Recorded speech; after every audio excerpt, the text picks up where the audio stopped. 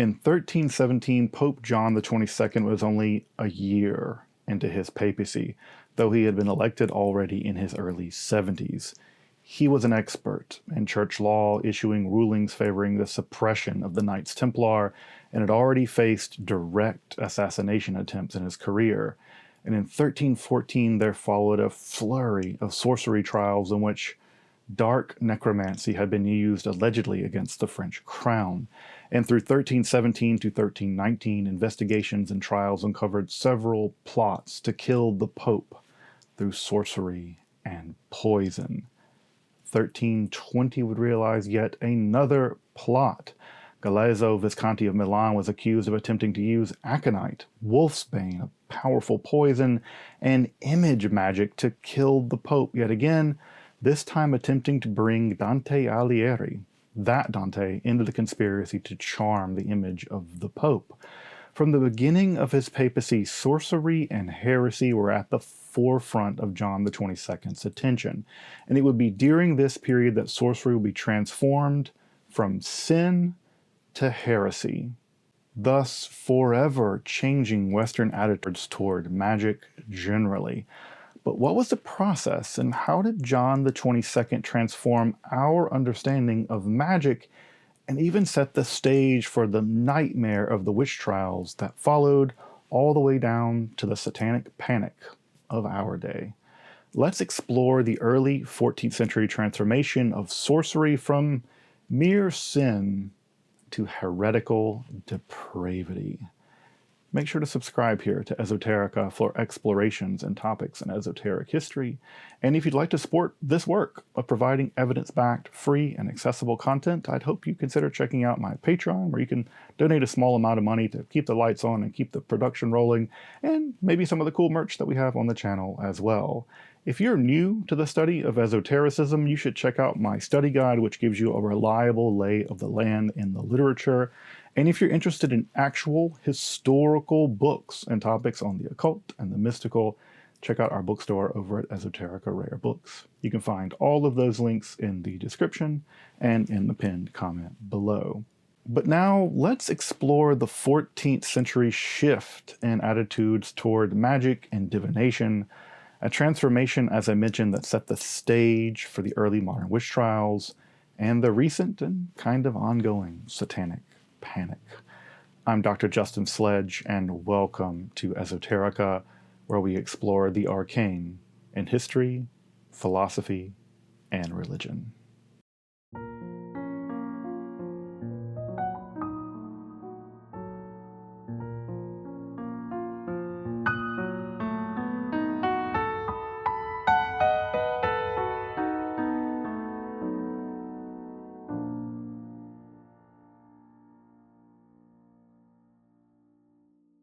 The 13th century would truly set the stage for the transformation of sorcery from sin to sorcery as heresy in two important ways. The first was the rise of Scholasticism, which provided the intellectual machinery, both theologically and judicially, to analyze and organize the landscape of religious deviance as it was thought to emerge a century later. And second, that century also saw the foundation of the medieval Inquisition in 1234 by Gregory IX, as it was deployed following the nightmarish Albigensian crusade to deracinate the Cathars. And in the decades that followed, the Inquisition really only then began to come into its own as an institution. But many questions began to emerge pretty immediately after its founding, especially around the jurisdiction of the Inquisition itself. Now, we sometimes think of the Inquisition as having almost unlimited powers, but originally the office was pretty limited both in scope and power. People actually did expect the Inquisition. For instance, it was originally only limited to a geographical region. Its geographical jurisdiction was primarily in southern France and northern Italy, once hotbeds of heresy, and it was actually only ever given the power to torture people in that process in 1252 by Pope Innocent Innocent IV via the papal bull Ad Extirpanda.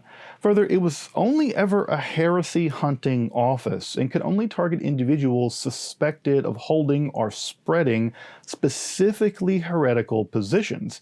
It couldn't target you simply because you were a sinner, even if that sin was pretty severe. That again remained the job of local bishops and priests and people like that. But by 1258, Pope Alexander IV had begun to receive multiple questions along the same line.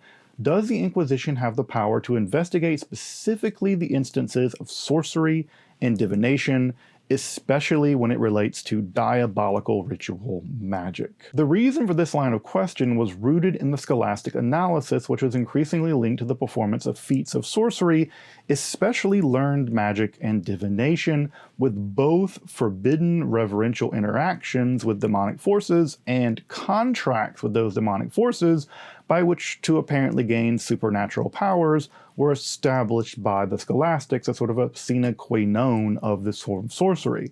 For Thomas Aquinas, for instance, writing during this exact period, one should conclude that all such demonic granting of power must at least involve a kind of tacit pact. Otherwise, why would the demons ever grant you any powers whatsoever? I mean, they're evil. They're not stupid, after all. But this shift was pretty slow in coming. In 1258, Pope Alexander IV would eventually decree that, quote, the inquisitors of pestilential heresy commissioned by the Apostolic See ought not intervene in the cases of divination or sorcery unless they clearly savor of manifest heresy. Yeah, that one sentence has two band names in it: pestilential heresy and savor of manifest heresy. And yes, that savoring language, like a sommelier of heresy, that language is the technical language of the Inquisition. But this decree cuts in two directions at once. On the one hand, it does serve to curtail a general expansion of the jurisdiction of the Inquisition. That is, one may investigate, quote, divination or sorcery only if it's in commission of the larger crime of heresy. But one could do that. But on the other hand, it does allow the Inquisition, as I said, to do so as kind of probable cause in just those cases. Thus, if there's something like probable cause for heresy investigation, sorcery and divination can become an avenue of investigation and prosecution. Thus, from this procedural point of view, this position either greatly expands the Inquisition's jurisdiction or maintains the conservative position of curtailing its powers to heresy alone, depending precisely on how you interpret it. And around 1300, a gloss by Johannes Andre on the exact meaning of what does clearly savor mean here would seek to clarify just that conditional as including, quote, praying at the altars of idols, sacrificing and consulting demons to elicit responses from them, or being publicly associated with heretics in order to predict the future by means of the body and blood of Christ. Notice that this gloss is inching forward the judicial question by linking it with the kinds of theological speculation like those that I mentioned by Thomas a moment ago. And indeed, this statement, now with the gloss included as a unified kind of document, would actually be reissued in toto by Pope Boniface VIII in 1298 under his name as a kind of official position of the see. Now, of course, the church and secular authorities could, and did, you better believe they did, still prosecute instances of sorcery and divination, especially when it leaned a bit too heavily in the direction of necromantic diabolism, or if it targeted high-profile victims, as in the case of politically motivated sorcery trials, which are the better part of such trials during this period. After all, mid-13th to mid-14th century was the golden age of not just education generally, but magical literature itself. This is a time period that gave us things like the Ars Notoria during this period, the numerous magical manuscripts, including texts like the Picatrix, which flowed basically unimpeded from state sponsorship under Alfonso X, Alfonso the Wise of Castile. Other major grimoires, such as the Sworn Book of Honorius, the Liber Juratus, and numerous other Solomonic texts emerged during precisely this period, all culminating in perhaps the greatest work of medieval magic, the Summa Sacra Magici of 1346. And all of that doesn't even mention the fact that this is the period to see the rise of the Kabbalah in Spain and France, the explosion in interest in alchemy and astrology at this time. It's no wonder inquisitors were writing to the Pope about the relationship between sorcery, divination, and heresy. It was exploding in popularity in both secular and religious ranks. And I'll come back to the emergence of the occult praxis among the clergy, not persecuted just by the clergy, but among them, in just a minute. So put that in your back pocket for a moment. However, the Inquisition was itself at a crossroads in the early 14th century. The Albigensian Crusade to wipe out the Cathars and the Waldensians came to an end in 1229, and following the Inquisition, which started in 1234, the number of heretics, real or imagined, it was simply evaporating under murder. Further in the 1290s, King Philip IV, in conflict with Pope Boniface VIII, greatly curtailed the operations of the Office of the Inquisition in his territory, although he did reinstate it later, but it went up and down. And finally, there were dramatic shifts in the funding structure of the Inquisition itself. Inquisitions don't pay for themselves, folks. At first, the Inquisition was a small effort, requiring little in the way of funding at all. I mean, they took vows of poverty. But as it grew over time, the French state sponsored the effort through the confiscation of land and property of convicted heretics. Now, of course, there was no way that was going to go sideways or anything, but even such a grift as this faced a bunch of serious hurdles. While the Albigensian Crusade did confiscate a ton of land from southern lords, so much so that the crusade starts to look a lot like a land grab and a consolidation of northern power more than the extirpation of heresy. But in this initial phase, the French coffers were just flush, and they were happy to fund further heresy hunting. I mean, it was pretty lucrative early on. But the problem was those pesky heretics. The Cathars, the Waldensians, the Apostolic Brethren, and eventually the spiritual Franciscans all shared a common value: radical apostolic poverty. They were committed and to eventually hereticated because of this position, the position that the true church itself and the individual pious should own basically no material wealth whatsoever. Now, the church itself, rich as Dis and perhaps the largest plantation owner in Europe, and remember all those triumphant northern French lords having confiscated all that nice heretical land and property, well, they weren't going in for that at all. So Inquisition it was. But Inquisitions cost money, and you can see the purely monetary problem here. Those pesky heretics actually practiced what they preached, and when they were finally turned to ashes by the Inquisition, there really wasn't anything to confiscate. Some later inquisitors even complained in writing, and I kid you not, they complained in writing about how poor the heretics have become, and they pine for the good old days of the rich heretics.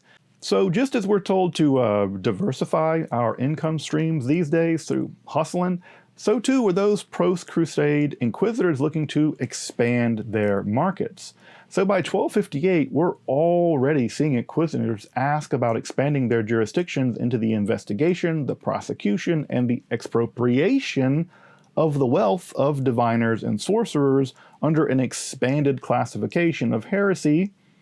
Them material conditions, y'all, at the same time that we see an explosion in interest in magic, the Inquisition, they want to get their cut.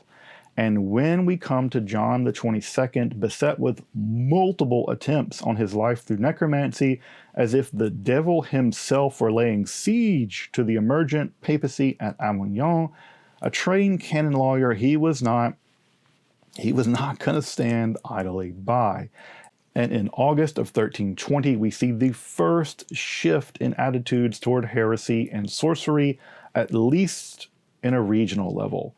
William, the Cardinal of Santa Sabina, issued a letter to the inquisitors of Carcassonne and Toulouse, the previous Cathar heartland, worth reading in full if you'll allow me.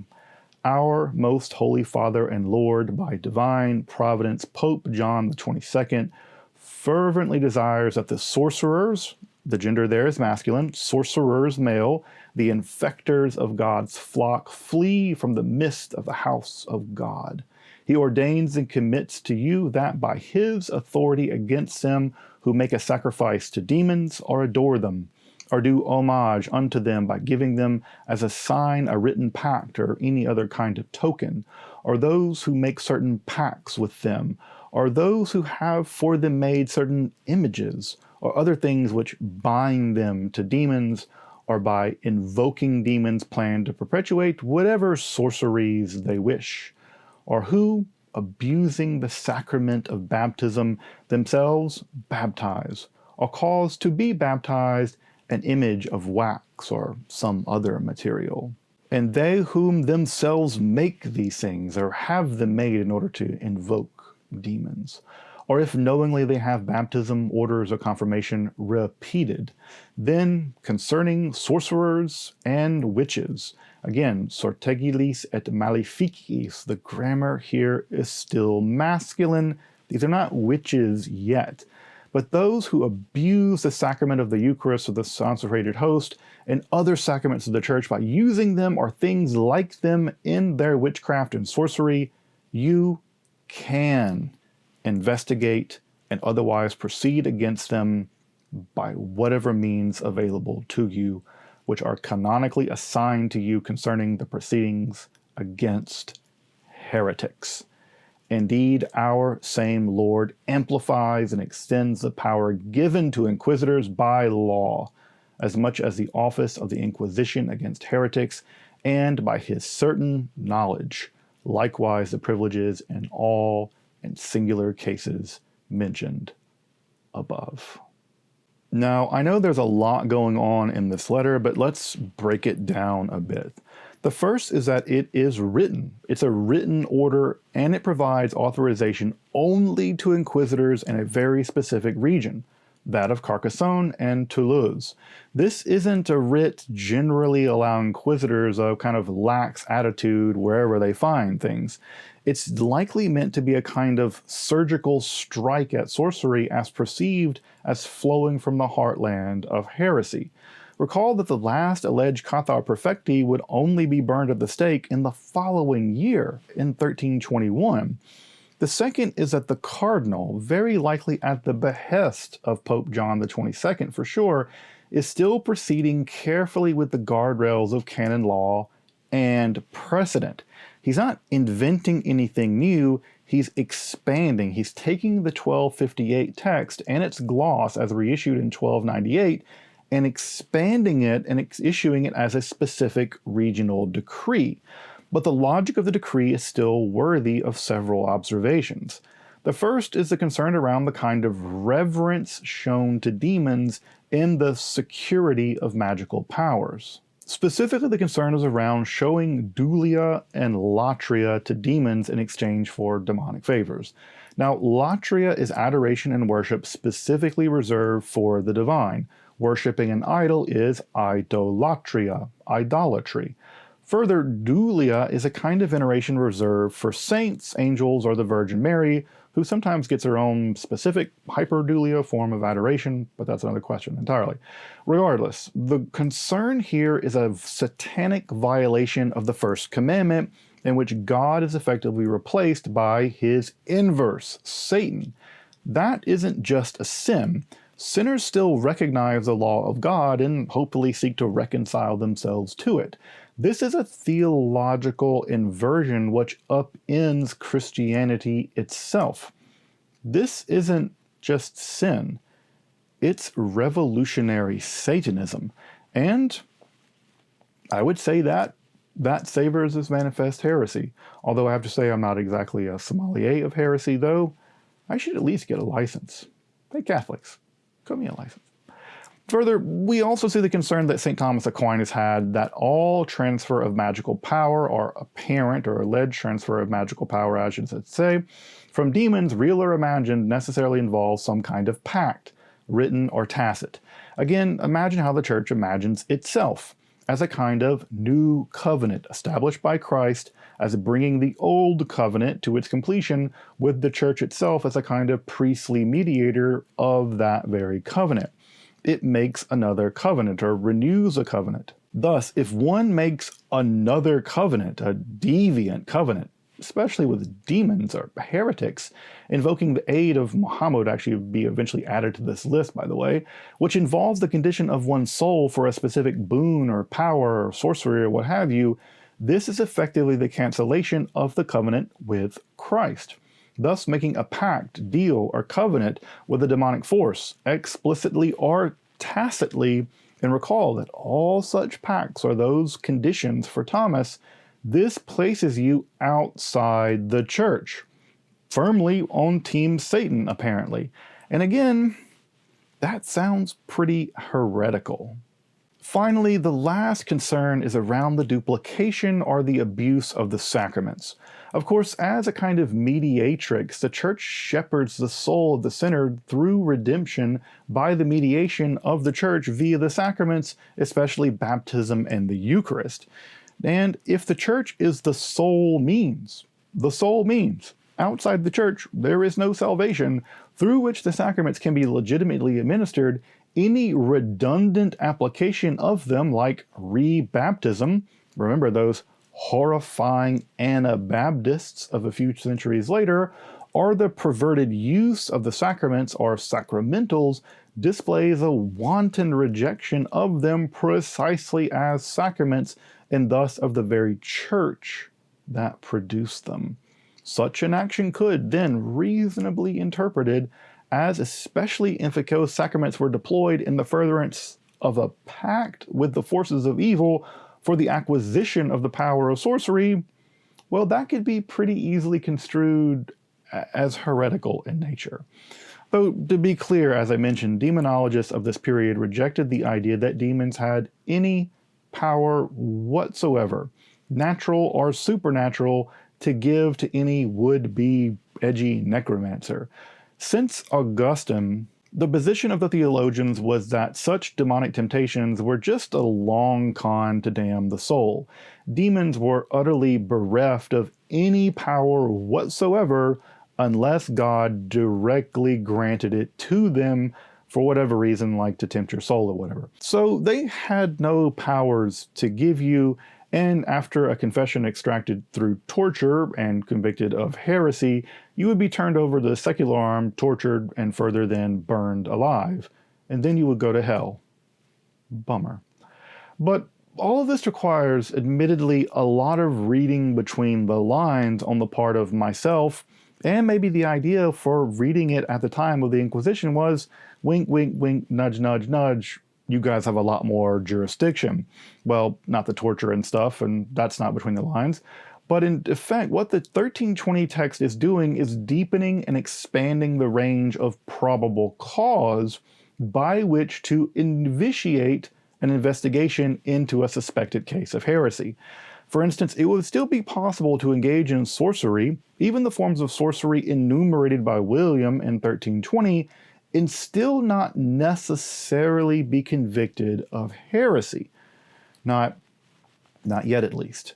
Certainly by 1320, the noose was tightening, but the edict here was still geographically contained, connecting theological issues with juridical heresy, but not yet logically and juridically necessitating such a connection, and while expanding probable cause to include sorcery, divination, and the misuse of the sacraments, the aim was still the investigation and prosecution of heresy generally, not the equation of heresy and sorcery specifically. Not yet, at least.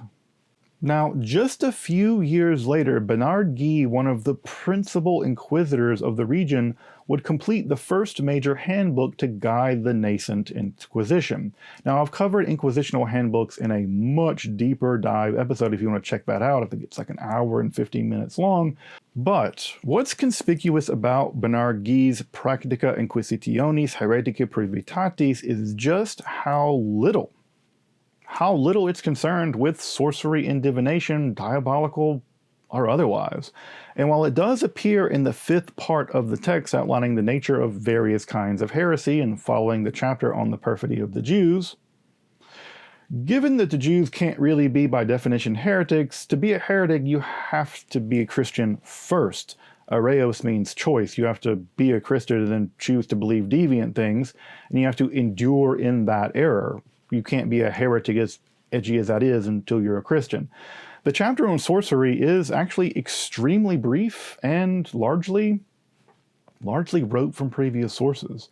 In fact, the chapter opens by describing sorceries, divinations, and invocations of demons as just errors, not heresy, followed by parameters by which the Inquisitor can probe into such practices, with a special interest, again, as the misuse of the sacraments and the use of wax images, very similar, by the way, to the kind of images that were used in the magical plot against John XXII.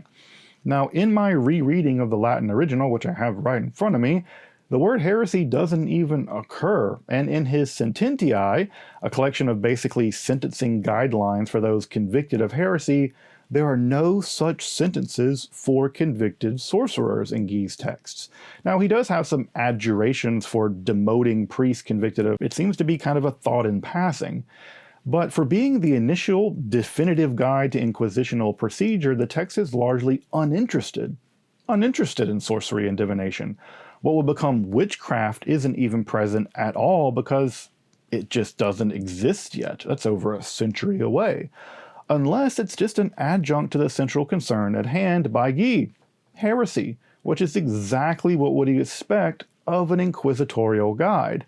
However, it's clear that John XXII or his staff clearly has Guy's ear, and at least the basic concerns of sorcery as they has emerged in this period are present, even if, to be honest, they're a bit perfunctory and rote. And, interestingly enough, around the time that Guy's manual dealing with heretical depravity appears, a jurist at Avignon no less, Oldratus de Ponte, actually composes a concilium defending a certain Johannes de Partimachio on exactly the questions of 1. His alleged violation of church rules on sorcery and divination, and 2, most important for us, should such a violation also constitute a heresy conviction. For Oldratus, the position is very simple. Conviction requires proof, and given that conviction for heresy carries such a steep religious and secular penalty, being burnt alive, the evidential bar should be all the higher. The stakes should be just that high. And apparently de Partimachio was accused of misuse of the host, divination, creating waxen images, concocting some kind of potion, and consorting with demons apparently in the interest of erotic binding magic. And Oldratus argues that much of the accusation is more akin to Augustine's definition of superstition rather than heresy, that summoning a demon, yeah, it's wicked, but he did so precisely to tempt a woman to lust, which is exactly what demons do anyway, and thus not at all heresy. And de Partimachio was simply deranged with lustful lovesickness, and thus he was basically out of his wits. This is a medieval version of something like a diminished capacity defense or an insanity defense, though a love insanity defense.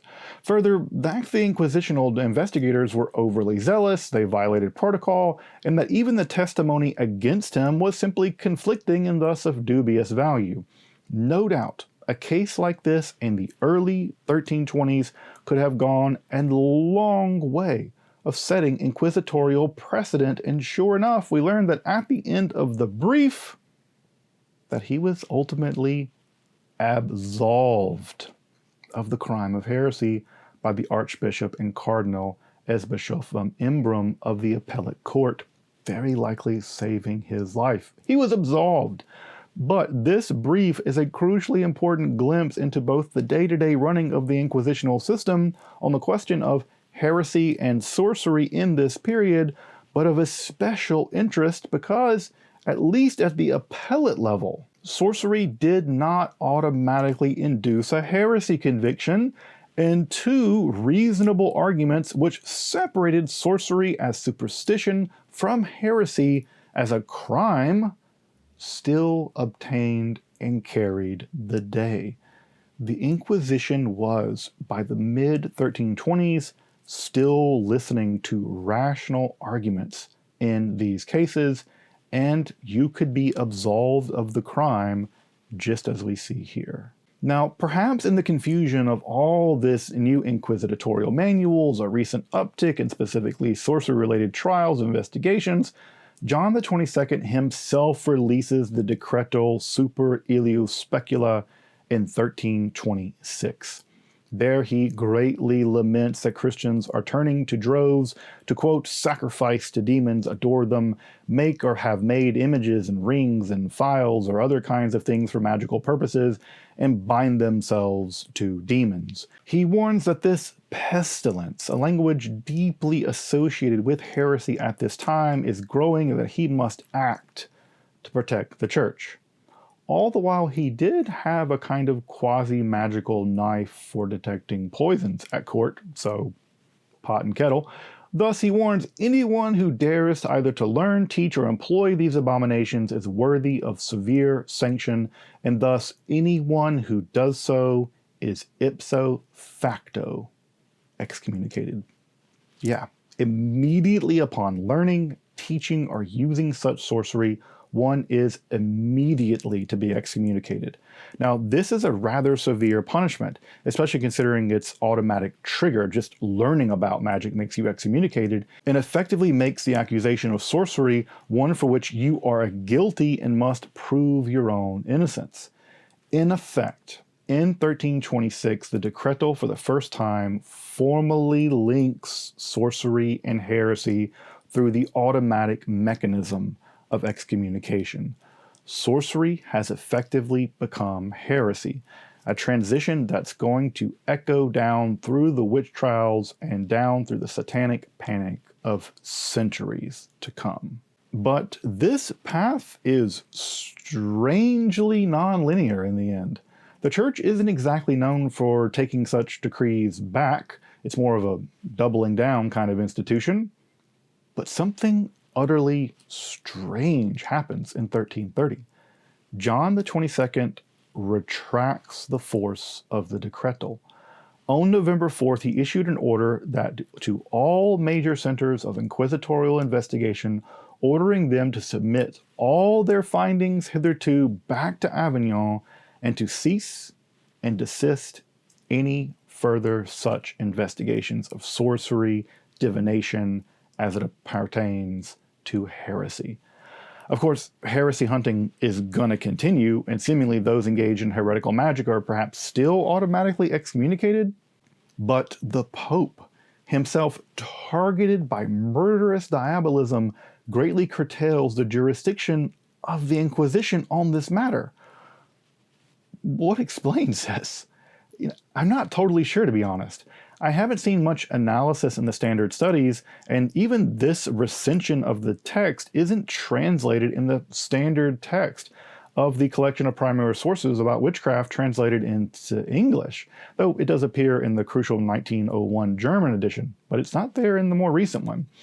What gives, then? Here I'm going to offer a bit of speculation on my part, so you can just take it for what it's worth. I try not to editorialize a lot during these episodes, but here I go. I suspect that by declaring open season on sorcery, John XXII just opened a can of worms on both secular and especially on the clerical front.